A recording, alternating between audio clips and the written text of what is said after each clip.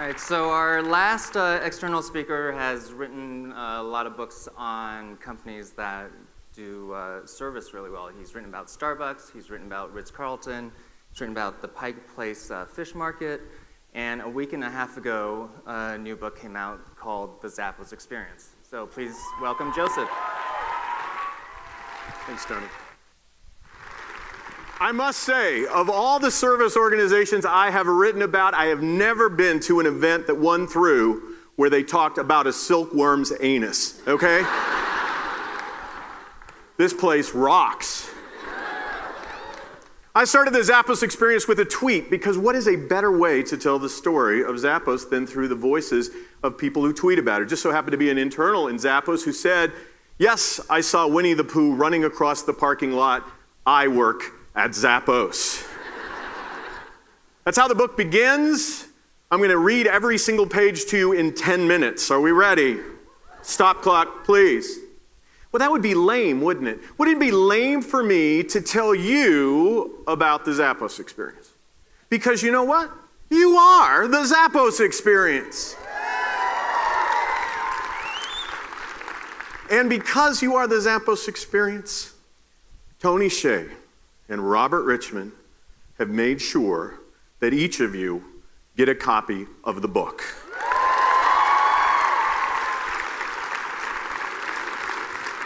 You'll see that book flying around Zappos on Monday, and I'm flying back in to sign it for people at headquarters. So thank you all for allowing that to happen. I work with these great companies. They let me tell their story. And you know what we really do when we tell their story is we go and we let the people inside of the company tell the story. So great to see John playing music here live because we talk about John's story and the value of coaching. Back in the Dr. Vic day when he went to a coaching session and Dr. Vic said, hey, are you ever going to get on to writing some of your own stuff? And that became his big, hairy, audacious goal. And he was able to put out an album, and he's here with all of the music thing that's going on for you today. So I am so excited that as you hopefully read through this book, you're going to see the names and faces of the people sitting right next to you. If we didn't get around to you, it's just because we didn't have enough pages in the book, basically. But we've also tried to use some technologies to integrate into the book. The first time in publishing that QR codes exist inside of a book so that those QR codes can take the reader into an experience with Zappos through video products. So we're looking at Halloween costumes of some of, like the Incredible Hulk, and just trying to give people a sense of the personality that exudes out of Zappos when they're doing things like producing product videos.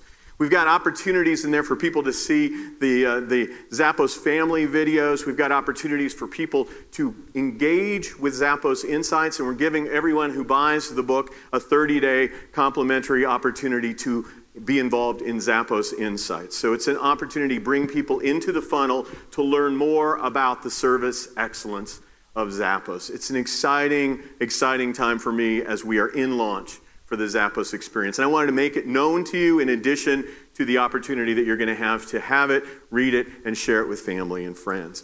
So as a person who goes around the world working with the Pike Place Fish Market where they throw fish and writing books with Johnny Yokoyama, the owner of that fish market, and trying to understand how do you create experience on top of a dead fish product, right? I mean, he sells a fish morgue, okay? That's his product. How do you help someone like that create an experience so people find it craveable, so people want to come and have an experience around some dead, cold, slimy fish?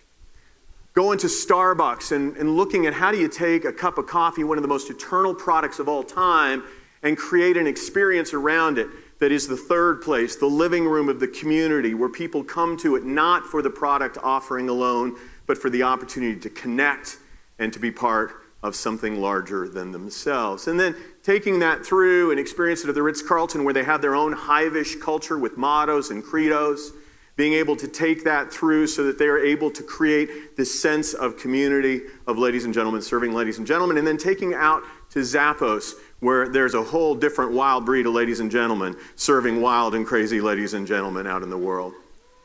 And the beauty of it all for me ultimately is I don't care if you're serving it from Zappos, I don't care if you're serving it from Starbucks, I don't care where you're serving it. Service is part of the DNA of some companies, but far too few. And I will tell you, as someone who goes around the world looking at all kinds of businesses and exploring service excellence, that Zappos is as good as it has ever gotten. It really is as good as service gets.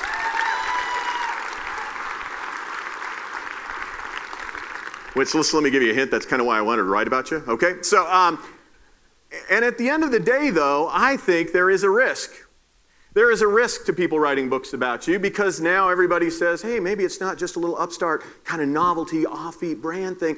Maybe as per Tony's book and other books being written about it, maybe there's something really going on there. Maybe there's a delivering happiness movement. Maybe they're changing the world from their little vantage point, and maybe now we have to look at them with a different level of scrutiny. And so with that level of scrutiny, I just pose a challenge to you. If you're as good as it's ever gotten, will you continue to evolve this brand to be better than it was yesterday? And that's really my fundamental challenge to you. It's a call to action in my 10 minutes of time with you. Rather than trying to tell you about the contents in the book in 10 minutes, I want to call you out. I want to call you out. When I was researching the book, I was actually in Kentucky, so a shout out to the people in Kentucky watching the live stream. I was in Kentucky and I was watching the all hands meeting and I was really enjoying the heck out of it. And it was in that moment that I really appreciated that people are serving through Zappos from all parts of the world. San Francisco, Kentucky, who knows where this is all going to go. But ultimately for me, the challenge is, are you going to make Zappos better tomorrow than Zappos was today? So with that in mind, I ask you, can you create perfect service at Zappos? Can you achieve, and I know that's audacious, and how do you do that and be humble? I think you can humbly be audacious, right? I mean, I think it's an opportunity for you to say, can we be perfect in service execution? Can we really nail the Zappos experience for perfection? And we all know we probably can't be perfect, but we can be 1 inch better than we were and 1 step closer to it than we were. So with that in mind, I would like for you to think in these terms about service. I'd like for you to think of service as a flawless product. And that product can be the delivering happiness interventions that come out of that business.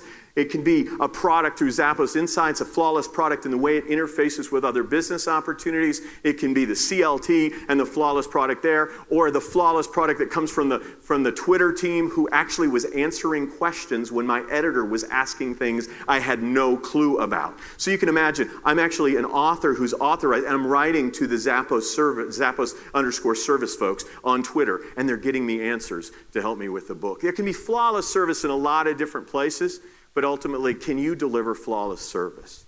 Can you deliver that flawless service exactly as your customer wants? Exactly as your customer wants. And can you do it in an environment of caring? If each and every day we strive closer to perfection on delivering the flawless product exactly as the customer wants in an environment of caring, there's some amazing payoffs. First off, people write books about you. Then you get free books. And then people sign your books. There's a lot of things that come from it. But one of the things that really comes from it is this amazing sense of purposefulness that shuts off our self button, that turns us on to otherness, which connects us to something larger in ourselves and ultimately delivers happiness internally and externally. So how do we go about doing that? Well, I think, for me, I don't do it as much as y'all do. I mean, I'm serious. Once in a blue moon, I'll deliver pretty good service. Once I delivered perfect service. Now, this stuff, when you hit it, it is the mother lode. It kicks LSD. I'm telling you. Not that I have a basis of comparison, but I read. So this is what happens. You deliver flawless service, and you have an opportunity to be grateful for being alive. You have an opportunity to be grateful that you can make a difference. No matter what you do, you can change a life today. Now, for me, this event that was my one-time flawless service was my buddy, Patch Adams. And some of you are looking for Robin Williams, aren't you? So Patch and I go around, we clown in hospitals, orphanages, hospice programs around the world. And so this happened for me one time while clowning with Patch. We were in an orphanage in China where this particular customer was a little girl most probably going to be a little girl, right? One child per household. If you can hide your pregnancy from the state, you can then deliver that child into the community, and then ultimately you have the chance to play again in the genetic lottery and maybe get a boy and pass your lineage. So it's going to be a little girl. I got a little girl, rows and rows of cribs, and this one little girl, kind of a hard customer. She's partially sighted, muscle atrophied from being tied up a lot because there's not enough people to serve these kids. So she's got some muscle atrophy, she's got partial sight, she's touch resistant from not being touched a lot and not being able to see what's about to touch her. So ultimately, this little girl is my target of delivering flawless service. Well, for once in my life, I actually delivered a decent hug. I mean, I'm a guy, so you know what a hug is. It's like, whoops, we had contact, right? I mean, that's a hug. And I'm a Westerner, so it's going to be dang it on my terms or else. But in this case, I waited her out. I played my guitar. This particular clown character is Looney Tunes, and he's a guitar-playing character, and he plays guitar until she crawled as best she could near to him, and he reached up, grabbed her, put her on his chest, and he could feel her heartbeat against his chest. And in that moment, I lost myself in what happiness is all about, losing our own self into this moment of connectedness where all it was a synchronized heartbeat, hers against mine. When we deliver flawless service like you get the opportunities to do, and you're going to have plenty of opportunities this next coming month and so, when you deliver flawless service, you should be grateful because you have a chance to make a difference. And the last piece of this for me is when I was able to hold this little girl. I think it really begs the question of service serves us.